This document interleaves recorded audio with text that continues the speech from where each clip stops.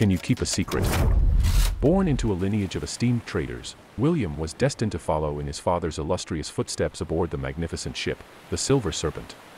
However, his beloved father, a seasoned trader and captain, departed this world mysteriously, leaving behind a void that only the vastness of the ocean could comprehend.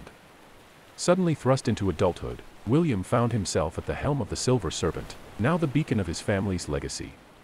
With little time to mourn, William had to grow up quickly. The art of sailing, once merely a hobby, now became his lifeline as he learned to navigate both treacherous waters and the complexities of leadership. As the Silver Serpent set sail on its first voyage under William's command, he was humbled and honored by the loyalty of the crew. Although skepticism lingered among some seasoned sailors, their respect for his father and their unwavering support soon turned the tides in his favor. With every ripple of the sea and every gust of wind, William felt his father's presence, whispering words of encouragement and wisdom.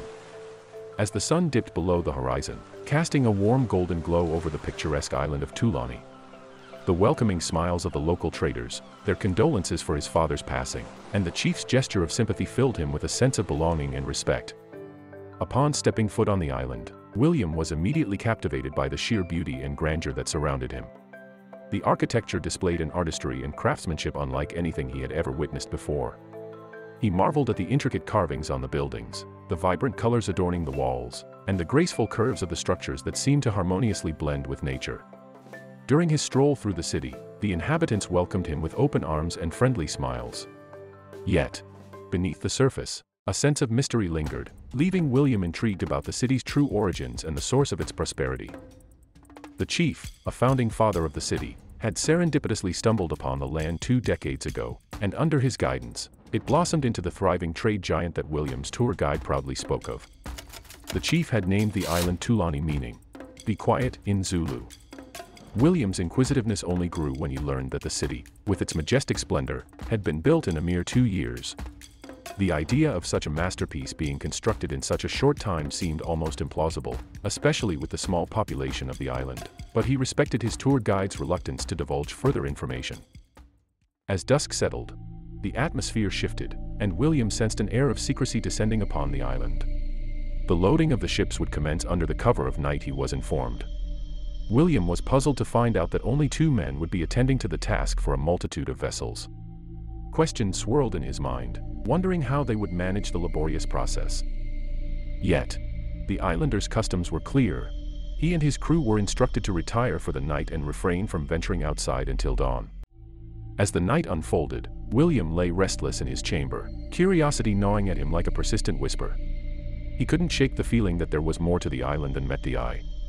What secrets did this place hold?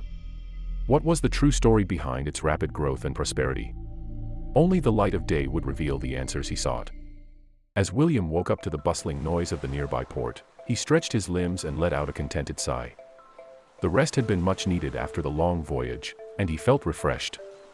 His first instinct was to rush and inspect whether the goods had been loaded onto the ship. William was astounded by what he saw. Addressing a young man standing by, William inquired, "Were you the ones who loaded the ship?" The young man's face lit up with pride as he responded, "Yes. In fact, I attended to it myself." Baffled by the young man's claim, William questioned, "Sorry, you mean you loaded it all by yourself?"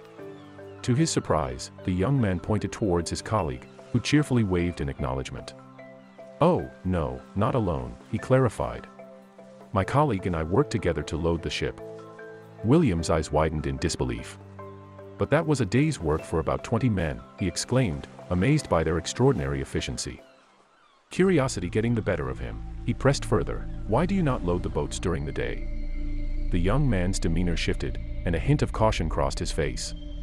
"You ask too many questions," he replied tersely, trying to brush off the conversation. "Please, I mean no disrespect." "I am simply curious," William said earnestly, hoping to gain the young man's trust. With a guarded expression, the young man replied, "There are certain traditions and customs we follow. Loading the ships at night is one of them. It's best not to question it."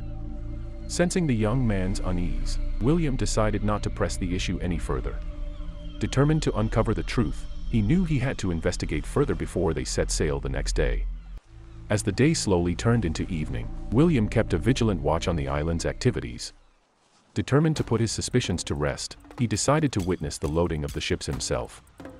Under the pretext of retiring to bed, he bid his crew good night and slipped away into the cover of night.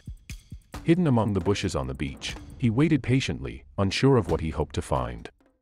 Hours passed, and he began to feel a bit foolish for entertaining his suspicions. Hidden among the dark foliage, he peered towards the sea, one last time, and suddenly, the waters churned and frothed as if possessed by some otherworldly force. And then, emerging from the depths, towering giants, standing at an astonishing 20 feet or 6 meters, loomed before him. They were the stuff of legends, ancient beings spoken of only in hushed whispers. Fear and awe gripped William as he bore witness to these creatures that defied all reason. William had grown up mesmerized by the tales of giants, as his father harbored a particular fascination with their myths and legends. According to the tales, whoever possessed a sacred staff could control these giants, and there it was, the glowing staff in the chief's hand. Spellbound, he watched as the giants, guided by the chief, effortlessly loaded the ships with preternatural strength. The process that would have taken countless men a day's labor was executed in mere minutes, as if the laws of nature bent to their will. Determined to get closer and understand this surreal spectacle, William dared to inch forward, only to lock eyes with the chief, whose eyes seemed to pierce into his very soul. The night seemed to stretch into eternity as the chief's penetrating gaze bore into his soul, an unspoken understanding passing between them. With a sense of foreboding, William retreated back into the shadows. The encounter had shaken him to the core, and he knew that the secrets he had stumbled upon were far beyond his understanding.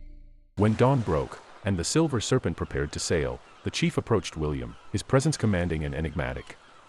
"William, I will tell you what I told your father in this very spot many years ago," he began, his voice carrying an air of authority that sent shivers down William's spine. "The sea holds many secrets, and it is not for outsiders to unravel them. Your father's thirst for the unknown led him to the brink of madness. Some truths are better left undisturbed. The secrets of Tulani are bound by forces beyond mortal comprehension. Your family needs you, William. It would be a shame if they lost you too." The chief's words felt like a threat and warning. With an enigmatic smile, the chief bid William farewell. As the silver serpent sailed away from the mysterious shores of Tulani, the chief's ominous warning lingered in William's mind like a haunting melody.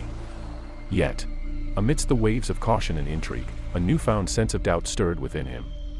The stories of his father's demise at sea, during a storm, seemed like the truth, but now, an eerie suspicion took root.